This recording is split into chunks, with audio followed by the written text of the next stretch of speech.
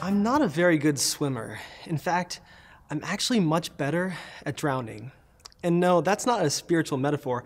I've never been a good swimmer. I remember one time my parents took the whole family to a swimming pool, and my brothers were jumping off the diving board into the deep end, while at the same time, I was in the shallow end, just kind of hanging out.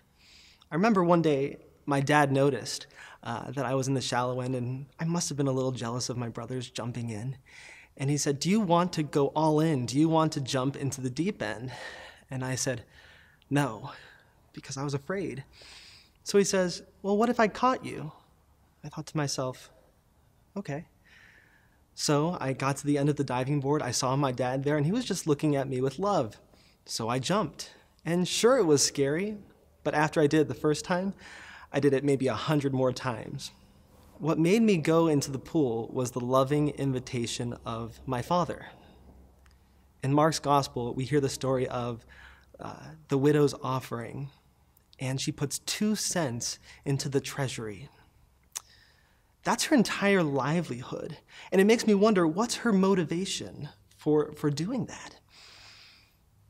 Was it trying to buy God's love? I don't think so.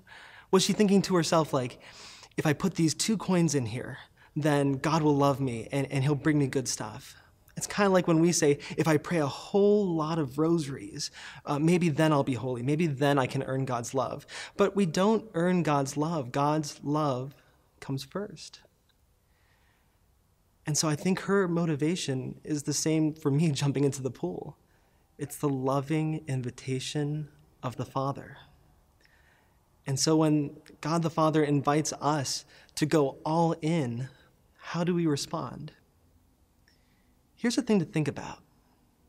Have you ever had that achy feeling in your heart where something's wrong, but you just don't know what it is?